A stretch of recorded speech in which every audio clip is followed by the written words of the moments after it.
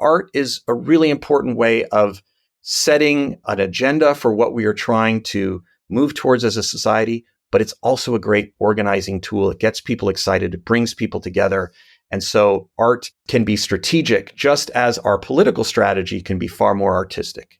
And so it's really bringing those two worlds together of art activism, of culture and strategy, where I think we really have grassroots social movements that tap into the dreams, the vision, the life force of our communities and help give them greater power and impact in our political conversations. Welcome to The Context, a podcast about the past, present, and future of democracy from the Charles F. Kettering Foundation. I'm your host, Alex Levitt. We have two guests on today's episode. They are co-authors of a series of comic books called 1/6, the graphic novel.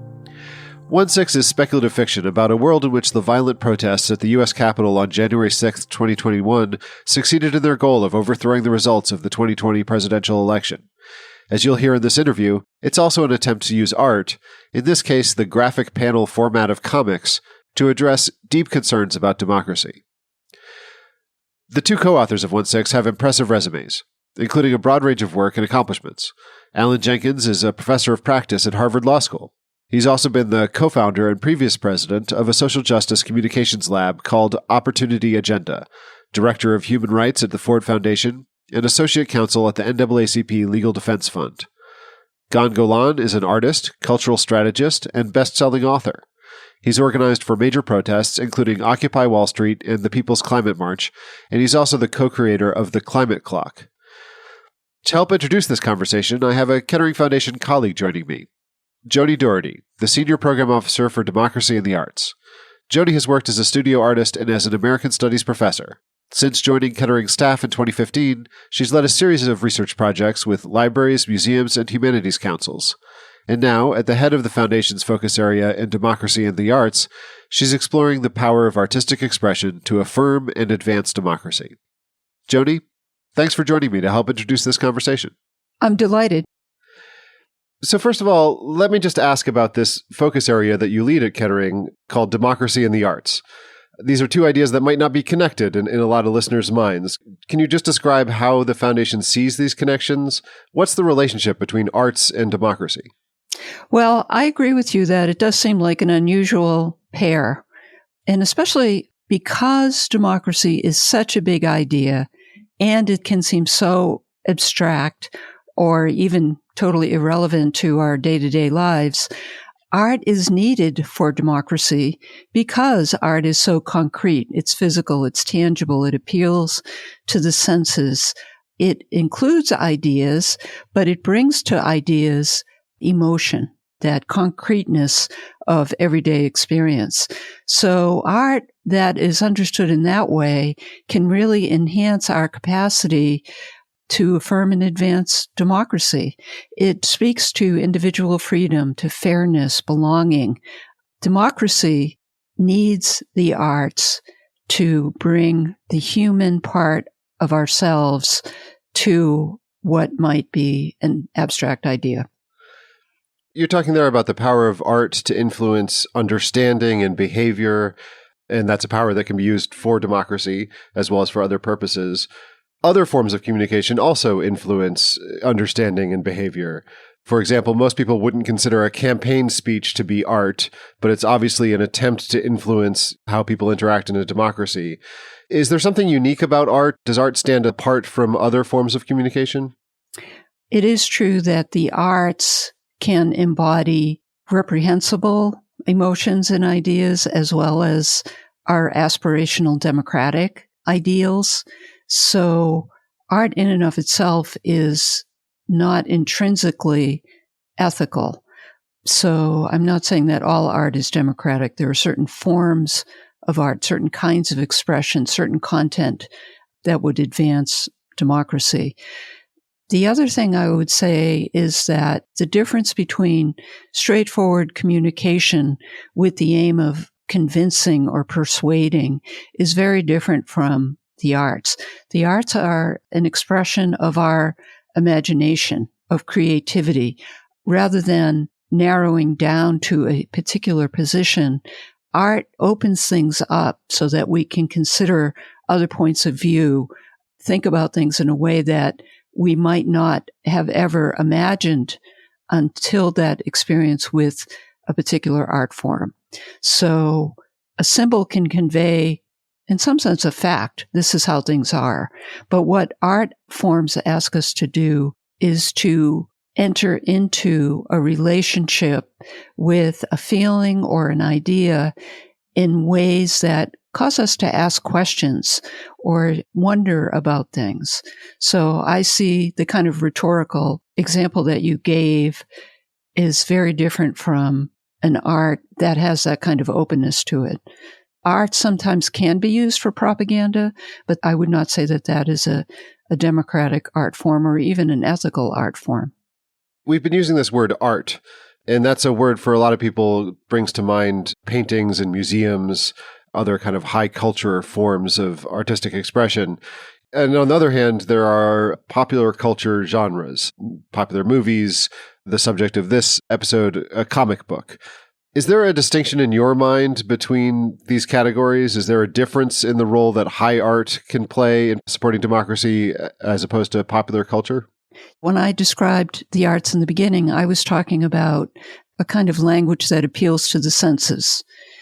I would like to challenge that boundary between high art and so-called folk art or low art or art that's done by everyday people. I think that we can be a lot more inclusive about what we mean by the arts. Art is an imaginative expression of an emotion or an idea in a way that opens us up to new ways of thinking and feeling. According to that definition, a comic book could very well be an art form. A movie could be an art form.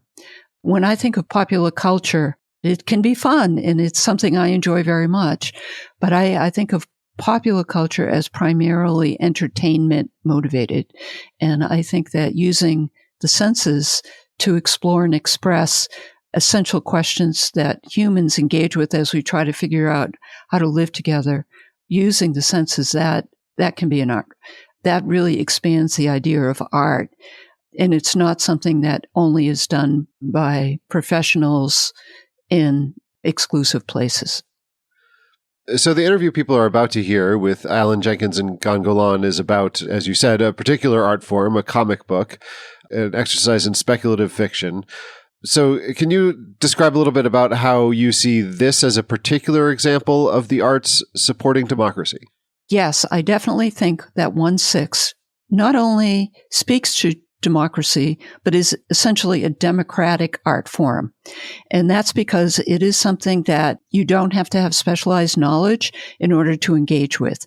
So through images and through storytelling, ideas are explored, different perspectives are explored in a way that is accessible to a much wider group of people. The visual language that they use is easily understood by people. The images in the comic can be followed regardless of the text. So I do think of it as not only addressing an important democratic challenge, but also essentially the form in and of itself is a democratic form. Are there other examples, or are there other types of art or other ways that art can support democracy that you've encountered? There are two different, generally, types of art. Art that is created by, let's say, professional or highly experienced artists. And I put this comic book in that area. I mean, what they're putting together, Alan and Gan, is a very complex blend of fact, very well-researched facts, informed speculation, and a fictional story. So that's a very complex form of art making, even though it's highly accessible to most people. Other forms of art might be participatory art, for example. I'm thinking of a theater piece that I'm involved with right now, where the playwright is going out into the community and collecting stories from people about their experiences of belonging or not feeling as if they belong, that will be eventually put into a play that is essentially the voices of people talking about their experiences in their communities, which essentially is a problem of democracy, is how can we be sure that we create a society where everyone belongs? Another very different example coming from the museum field would be an exhibition called Riveting at the Dayton Art Institute that brings to the Institute the work of women, often women who have been marginalized historically, to a very formal setting of an art museum. Now those artists are being recognized as, quote, worthy of a museum exhibition. There are a lot of different ways that democracy and the arts can interact in ways that can both advance the formal arts and also expand the idea of what we mean by the arts. So you've had a chance to hear this interview that people are about to listen to with Alan Jenkins and Gan Golan. Is there anything that jumped out at you from that conversation or that you think people should be taking away from that conversation? Well, the first thing that really jumped out at me from that is the complexity of the comic in the way that they're blending different forms of communication. So I briefly talked about that before, the idea that there is documented fact, informed speculation, and a fictional story. I thought that that was really interesting because a lot of times people will think of the arts as appealing purely to the emotions. And yet here, the emotions interact with ideas in ways that are very important for us to engage with. So they're breaking down this binary between the emotion and the intellect in some way and blending those together. The second thing I was really struck by was their discussion of symbol. The idea that a symbol, in some ways, it is a statement of a fact or a message that is unambiguous to those who are the insiders. And oftentimes symbols can appeal directly to the emotion. And they're not the same as art, because I think that symbols simplify, and I think art makes our world more complex, more rich, and more interesting. Thank you, Joni, for helping me introduce this conversation with Alan Jenkins and Gan Golan. Thanks, Alex. It was a pleasure.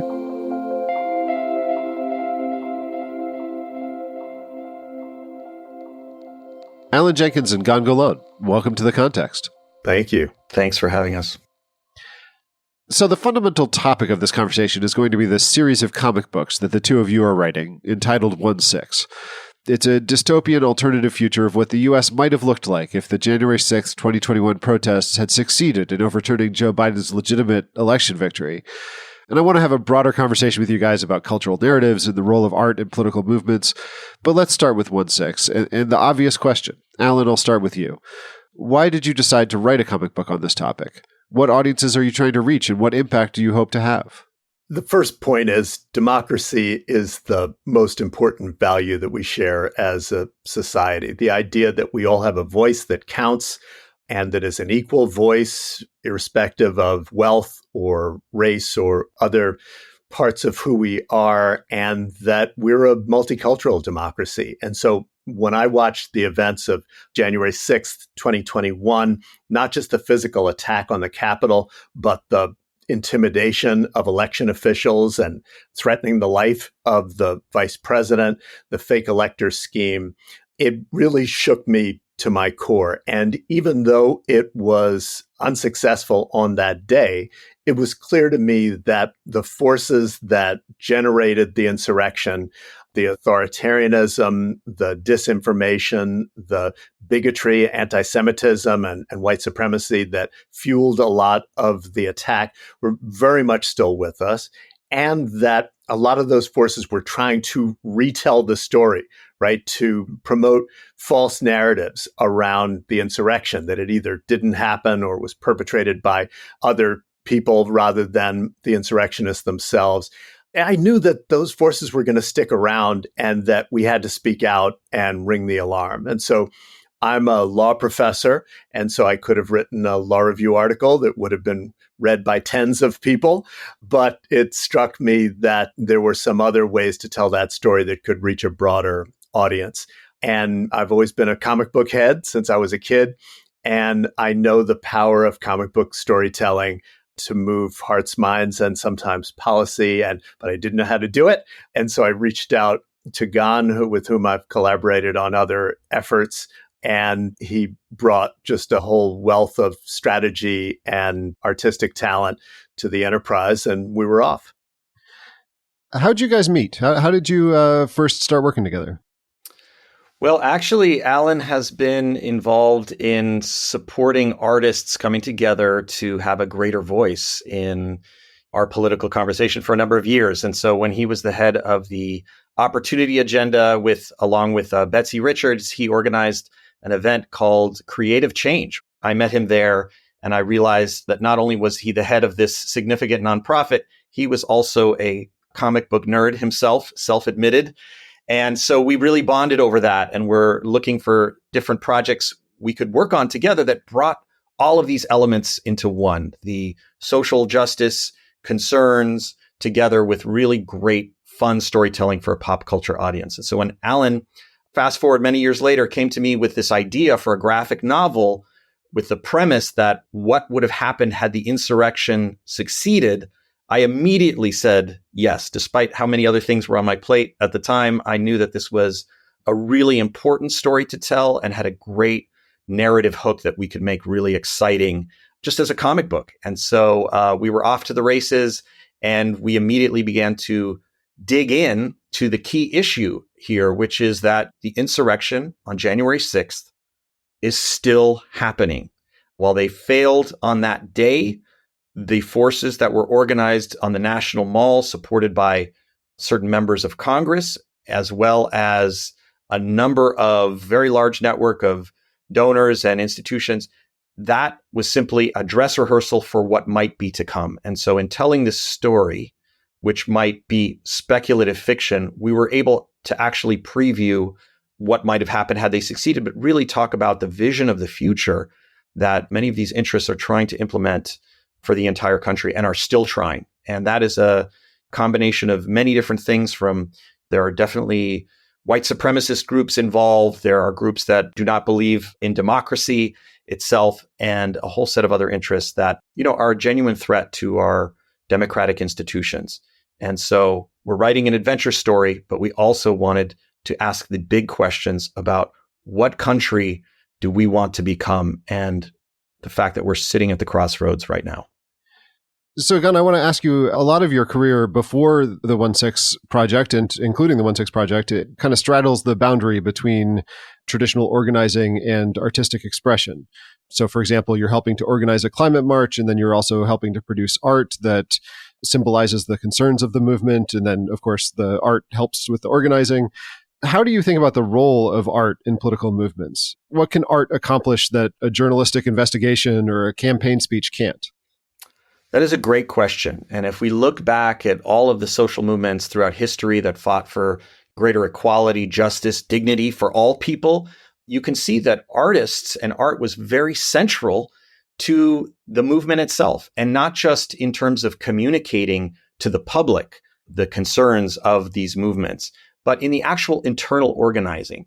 And so, for example, one of my first activist experiences, I was working within the anti-apartheid movement in the 80s and 90s, and had a lot of interaction with the ANC, who only later became the government, but at that time was a government in exile. Nelson Mandela was in jail.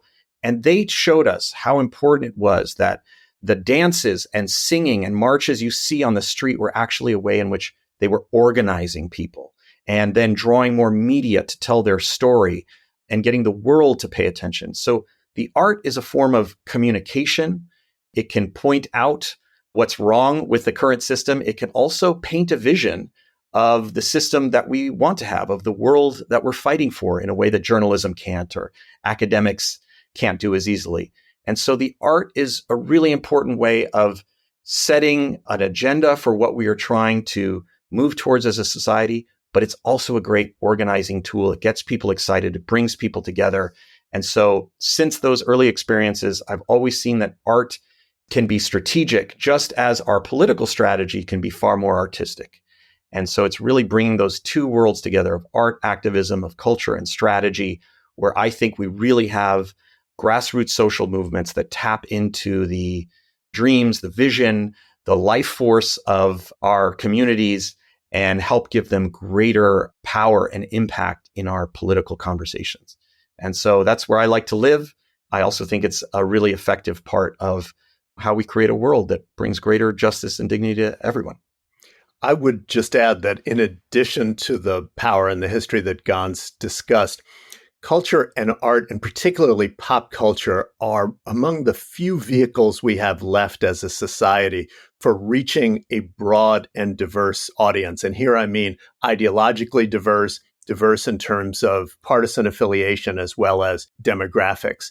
If you're 80 years old in the United States, you grew up around comic books. If you are 8 years old in the United States, you're growing up around comic books. And that's true whatever your party, whatever your ideology. And there's a lot of research as well as experience showing that really good art and storytelling can help people to lower their ideological blinders and be transformed by the story, to get to know types of people who they didn't think they had anything in common with, to identify with struggles that they may not have identified with before, or even maybe thought were foreign to them or alien.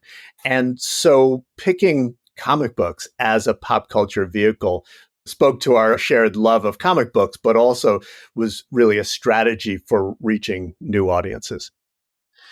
Both of you are making a compelling argument that if you want to build a movement for political or social change, it helps to have some artists on the team. Alan, you've had a really varied career, and you've sought change through a range of different approaches, through litigation with the NAACP Legal Defense Fund, grant making with the Ford Foundation. Then you were a co-founder of the organization The Opportunity Agenda, which seeks to impact society through challenging and making narratives. Now, of course, you're teaching and researching at Harvard. So I want to ask you what you've learned about these various approaches to social change, and how can artists work alongside these other approaches? Yeah, well, first, I would say we need all those approaches. So I've done a bunch of them, and there's some others like community organizing that I haven't been directly involved in. And I think they're all crucial and they have to fit together.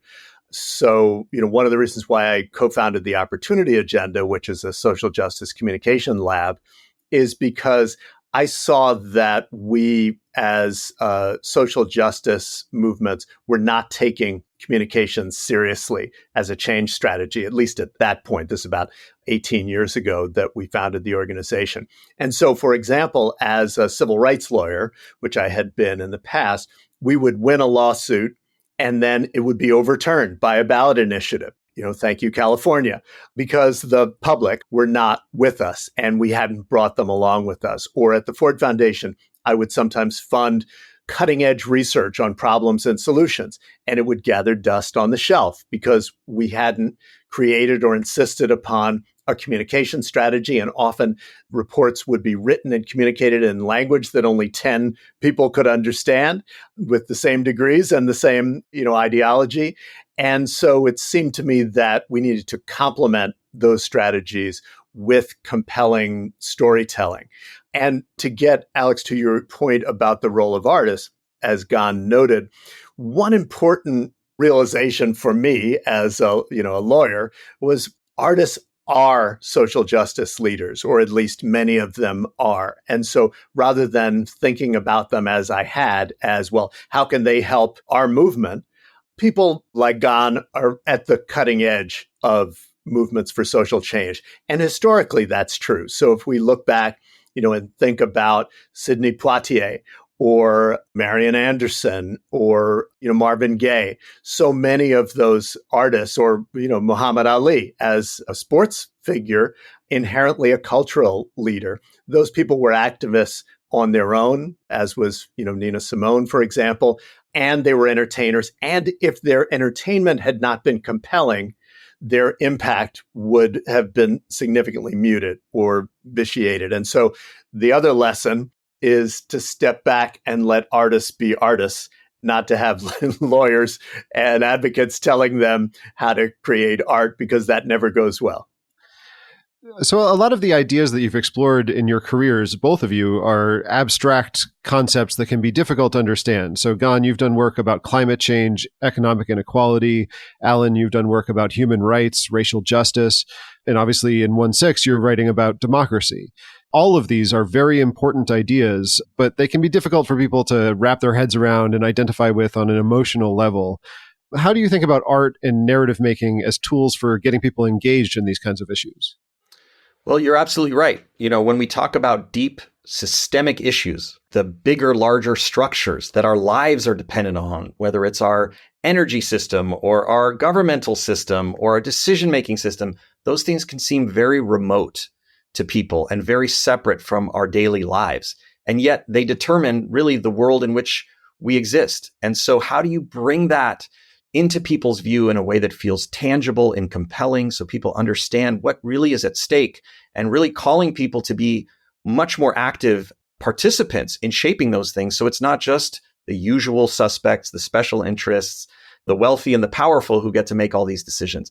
And art and culture and storytelling is a really great way to bring people deeper into that conversation that often seems so far away in all the ways that Alan said. But what we did with 1.6 is we took this conversation over democracy and whether we should have one and whether we should fight for it, and we turned it into a narrative story, a character-driven story, so that it's not just a bunch of talking heads or a documentary. We're really showing how it impacts the everyday lives of people in the story as a way to talk about how it could impact the everyday lives of our fellow Americans. And so we have a number of characters in the book that really are amalgams of different kinds of American experience, and they cross the political spectrum. We have a character who is an immigrant and a journalist. We have a character who is a working mom. We have another character who's a staffer on the Hill, who's very much involved in politics. But we also have a MAGA character, someone who we wanted to really understand from a human perspective of some of the things that might motivate them. And so it was very important to us to have these characters going through these systems that we're talking about. They experience January 6th in our story, not to give too much away, but it changes each one of them personally and fundamentally. And so it's so important that we have stories that make those things real and tangible for people, so they don't think, oh, it's just some abstract thing that doesn't affect me. Alan, you've in your career thought and written a lot about representation of diversity in media.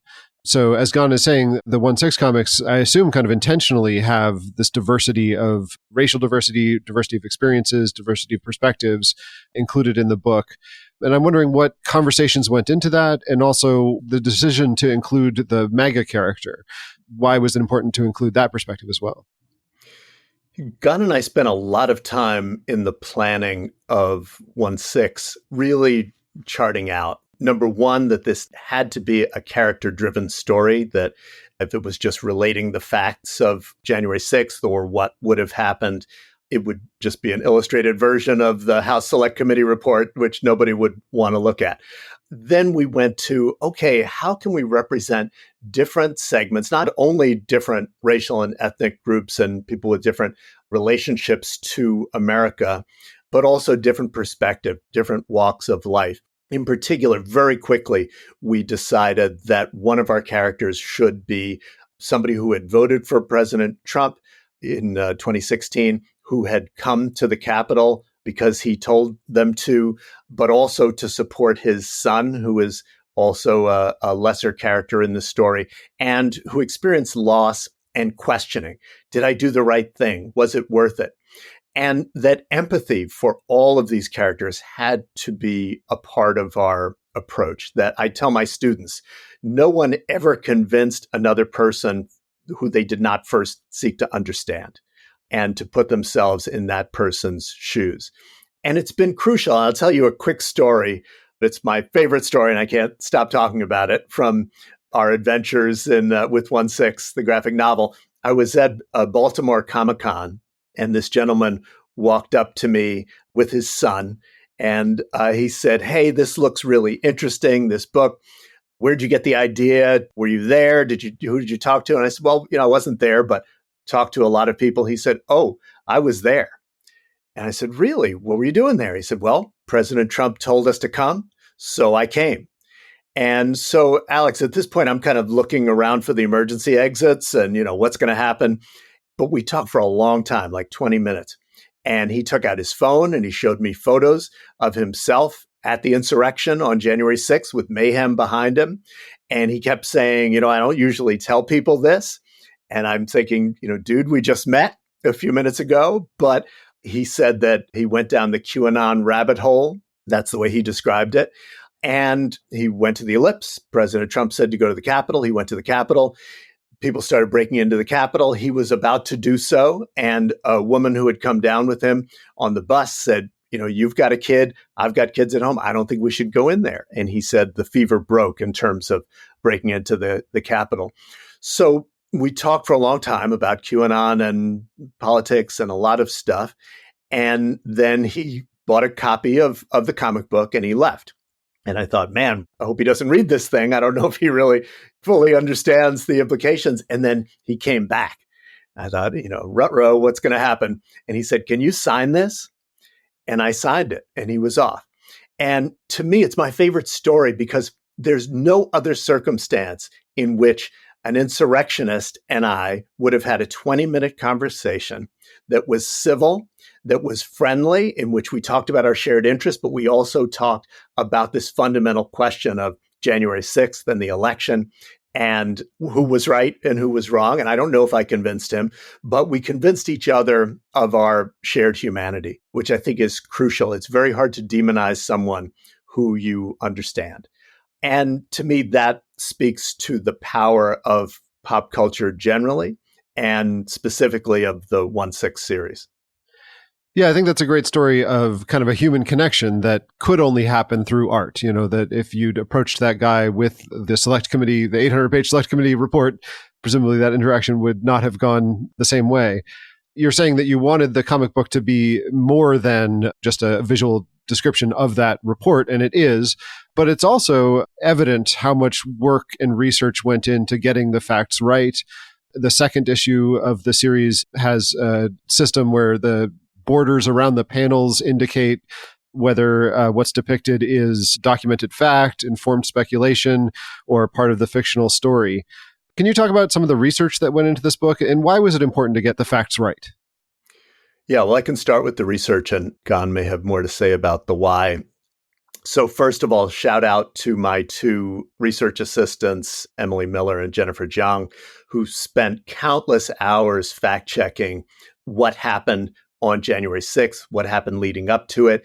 And they had to keep revising because as we were writing issue 2, things kept happening. There were convictions, there were guilty pleas, there were new legal documents, and they kept up with all the facts so that we could be sure that when we were putting something forward as fact, it was actually factual and accurate and something that readers could check out, which goes to why we wanted to be clear about what was documented, meaning legal documents or testimony or journalistic reporting, what is speculative, meaning we know generally what happened, but we might not know where it took place or precisely who said what, and what's purely fictional.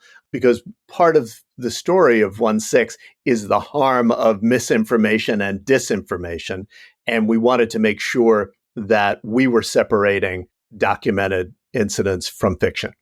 I think part of the reason is that we wanted to have the combined power of what factual documentary storytelling can do, and at the same time, the power of what speculative storytelling can do. And the documentary part was just so important because literally since January 6th itself, there has been a concerted effort for us to forget, for us to not believe our own eyes, what we all saw happen on that day, and to try and make us believe that it was in fact something totally different than what it was. It was in fact an attempt to steal a US election through the combined use of violence on the Mall and a lot of backroom operations using, the fake elector scheme and all of these pressure tactics on different states.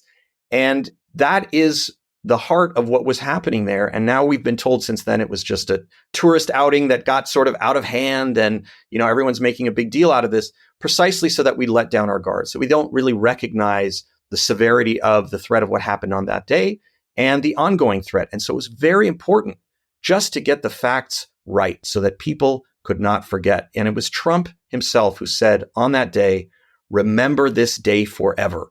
Of course, he would like us to remember a false story of what happened. And we felt it was our job to really tell the true story of what happened in a compelling way that people would be engaged and read, but really have the facts backing it up. And that's why we have that system where you can clearly differentiate between what moments are factual and what moments are speculative fiction. And that's why the speculative fiction piece is also so important, because it allows us to project into the future and really think about where this is all headed. I will say that in having this system where you can tell the difference between fact and fiction, we're providing a service that we hope our own media and many of the so-called, fair and balanced news outlets would do themselves. And it's this blurring of fact and fiction that has done a great disservice to our public conversation and has allowed so much disinformation to basically pollute our public conversation. And I think it's a sad statement if there's a comic book that is doing a better job of differentiating these things than major so-called news sources in our media sphere. And so we're really hoping that people can enjoy both the speculative and the factual, but clearly understand that the two are very different. Well, speaking of the amount of research that both of you have done into the events of January 6th and the machinations within the Trump White House before and after that date to retain hold on power in an illegitimate way. So you're a couple of guys that have looked at this harder and thought about this more than most Americans.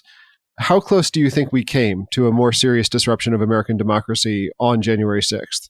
How likely is the future that you imagine in the comic? We came very, very close to losing our democracy on January 6th. One of the pivotal moments in our series is when, unlike in the real world, where Capitol Hill police officer Eugene Goodman heroically led the mob away from the Senate chamber, in our universe, the mob turns right instead of left. They enter the Senate chamber and they do everything they said they were going to do. And President Trump declares martial law, as he reportedly was considering, and our democracy is lost. Now, there are a lot of other things that happen in our series that happen differently, but the point is January 6th is often kind of described as dodging a bullet, but actually there are 100 bullets heading for us. And any one of those on January 6th could have landed its mark, and we would have had catastrophic consequences for our democracy. So we didn't have to change much from the real world in order to envision a dystopic reality. Let's talk a little bit more about the January 6th protest or riot itself. Gan, I was interested, you in some of your past work have thought a lot about protest movements. I read your master's thesis on the topic, and you usually, I think, are sympathetic to protesters and opposed to police actions that might limit protest. But on January 6th, you find yourself on the other side of that, thinking that the January 6th riot went too far, went beyond protest, maybe was seeking illegitimate ends.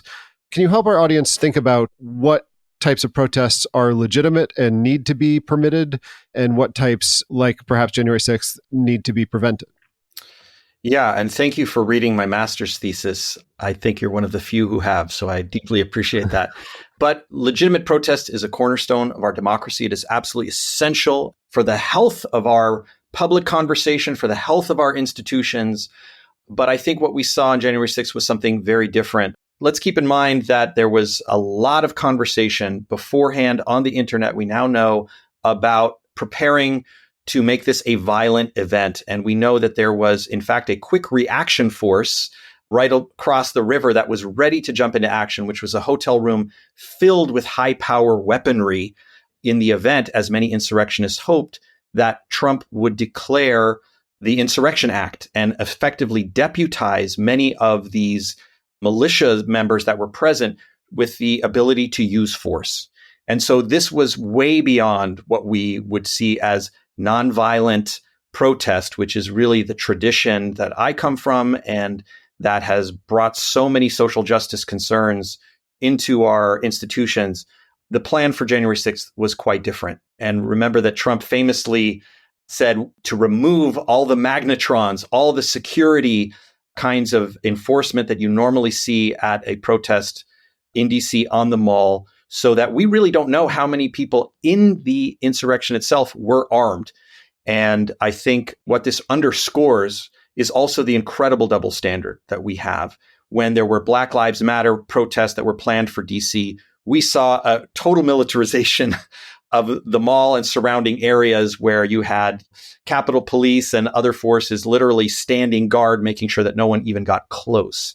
And what you saw on January 6th was a lot of confusion among law enforcement, mixed signals internally about whether the National Guard should even show up or not.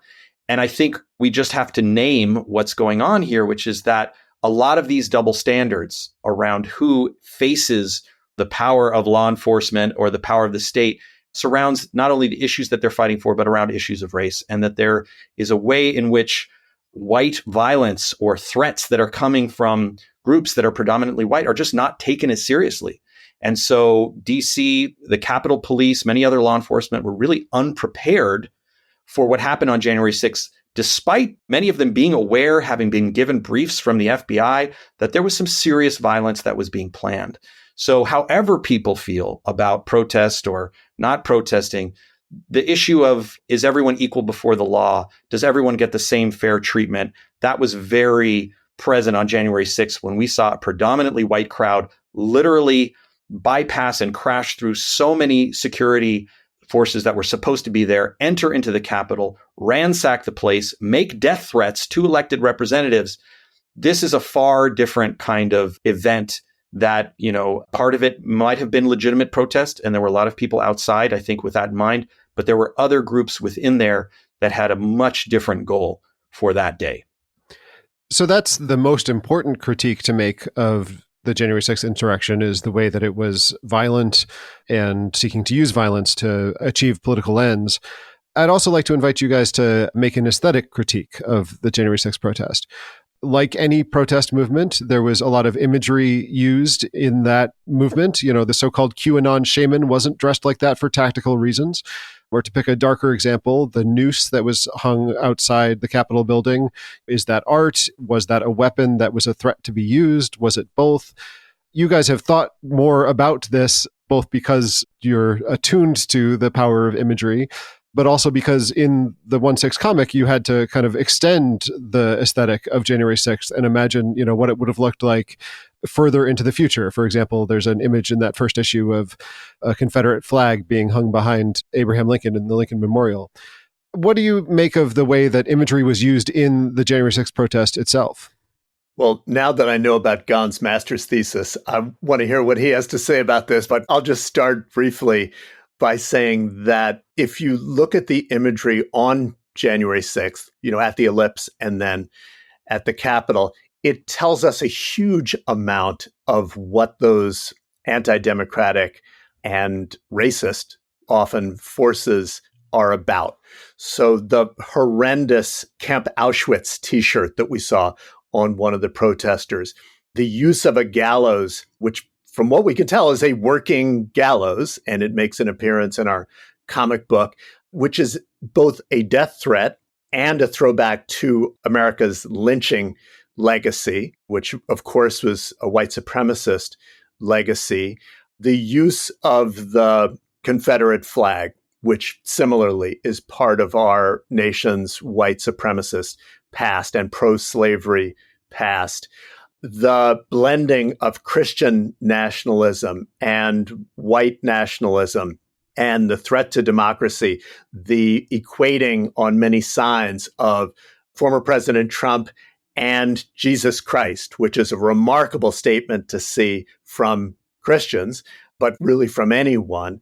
It tells us about the different layers of that movement, all of which are very much still with us, and many of which have gathered steam since January 6th, 2021. And I would also add something important, which is that there were insignia, flags, and signs representing a number of armed militia groups that were very present on that day. So you had the Oath Keepers and the Proud Boys and literally dozens of other groups that have openly stated their willingness to use violence to achieve their aims. And so this was not just a demonstration of values or perspective. It was also a real sign that there is a quite extensive network of groups that are armed and are willing to use violence to further those goals. So that was also very clear and present on January 6th. I would just also add that recently we learned that the family of Justice Alito has flown on January 6th an upside down flag, American flag, which is the symbol, a symbol of the Stop the Steal movement. And earlier, an Appeal to Heaven flag, the pine tree flag, which has been a symbol for that movement. And so Justice Alito has blamed it on his wife, but it's important not to get gaslit. This is one member of the highest court in the land, which has already ruled and will be ruling on multiple cases regarding the insurrection and the role of President Trump, not to mention the rule of law and democracy under our Constitution. It's very, very troubling. And it speaks to the way in which symbolism is used to communicate within and across movements in a way that transcends words, but has powerful impact. Both of you have thought a lot about the use of symbols, the use of art, of imagery, and narrative to promote pro-social political reform. But as you're saying, Alan, these same tools can also be used for destructive ends, to rally people behind causes that aren't positive, rally people behind anti-democratic causes, for example. Is there a way that knowledge, thinking about the power of symbols and imagery, can help us not just to build positive momentum for movements, but also to think about how to resist movements that should be resisted? I think the general awareness is important. What we saw on January 6th was very much the tip of the iceberg of this larger movement. And I think part of the reason it failed, to get to your earlier question, was not because the intention wasn't there. It was because there was a great deal of disorganization happening internally within that movement. There was a lot of centralized coordination. And for that reason, I think much of it didn't materialize in the way that they'd hoped. But that has changed. I think that there is a greater coordination happening amongst these groups. They saw January 6th as a learning moment. The question is, has it been a learning moment for the rest of America? That the symbolism that we saw across January 6th was really a sort of representation of something much deeper that you can see across the country. The presence, again, of these militia groups or Christian nationalist groups that don't hold democracy as something that they want to maintain.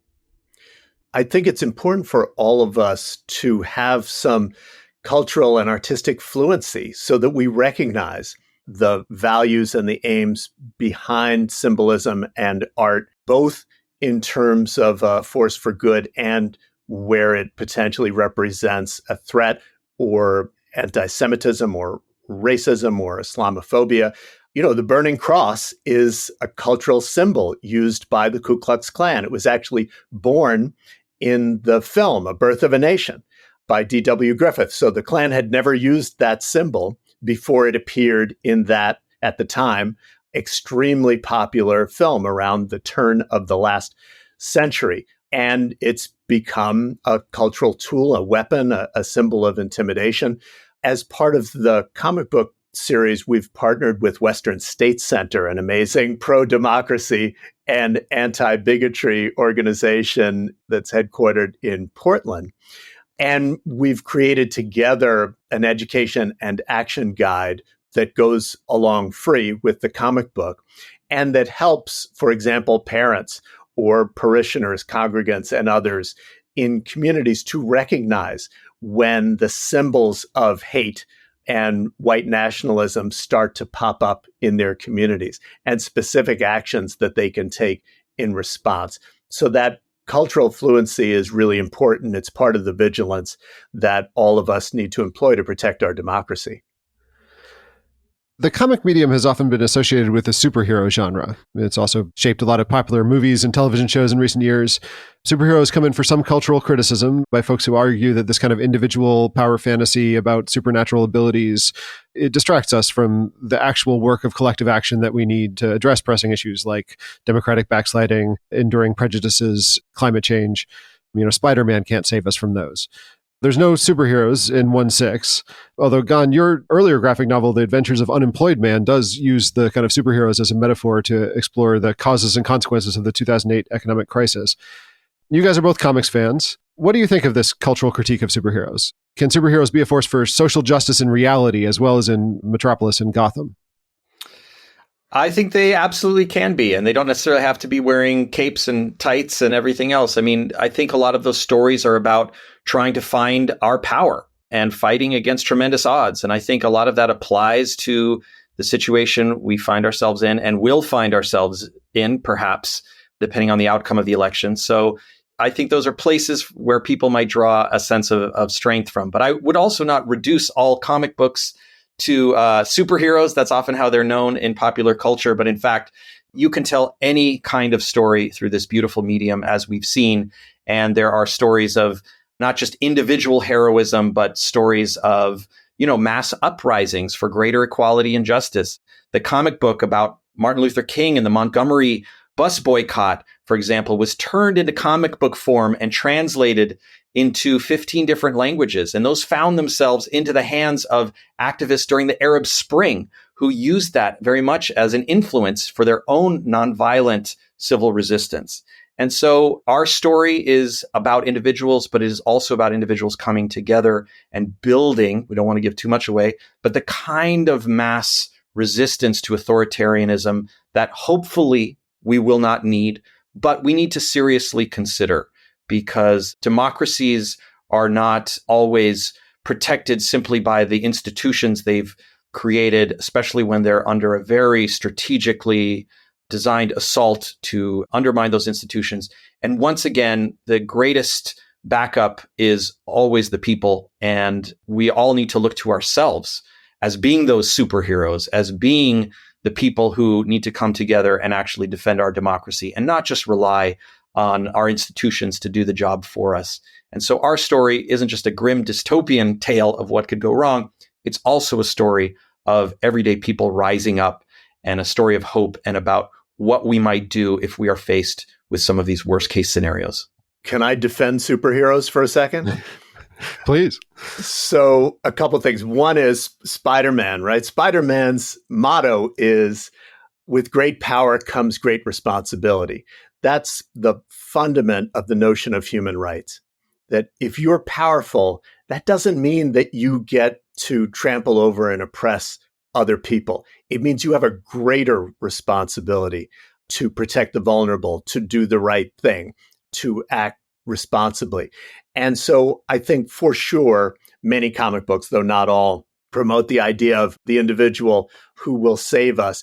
But really, especially many of the Marvel comic books are about the responsibility we all have with whatever power we possess to do the right thing and to act responsibly.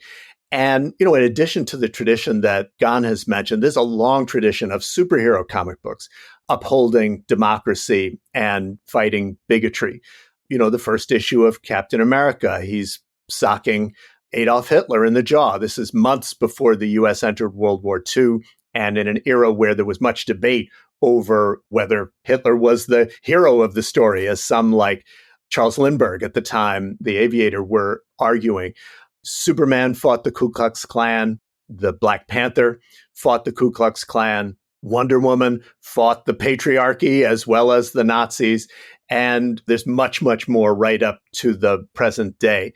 So I think there are important lessons about social justice, about democracy, about equality to be derived even from superhero stories, but they're not inherent, right? It has to do with what is done with the medium and is it done well? Because no one wants to read a bad superhero comic book or a bad comic book about any other topic. Well, thank both of you for your work on this comic book. People should go check it out. And thank you for joining me on The Context. Thanks so much for having us. Great to be here.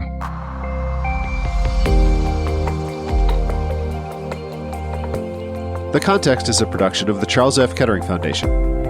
Thank you to the Kettering Foundation Senior Program Officer for Democracy and the Arts, Joni Doherty, for joining me to help introduce this episode. For those of us within the Foundation, it's been a pleasure to watch Joni develop this new focus area for the Foundation's work. And as I think you can tell from the intro, she's been thinking deeply about the role of art in democratic societies, and I appreciate her sharing some of her thoughts with us on the show.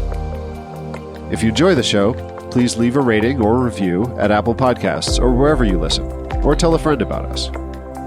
I'm Alex Levitt. I'm a Senior Program Officer and Historian with the Foundation. Isabel Pergandy is our Research Assistant.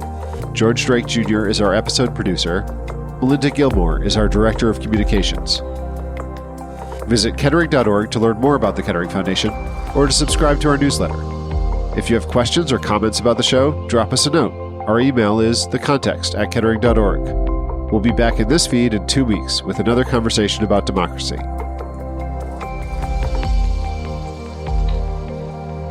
The views expressed during this program are critical to us having a productive dialogue, but they do not reflect the views or opinions of the Kettering Foundation.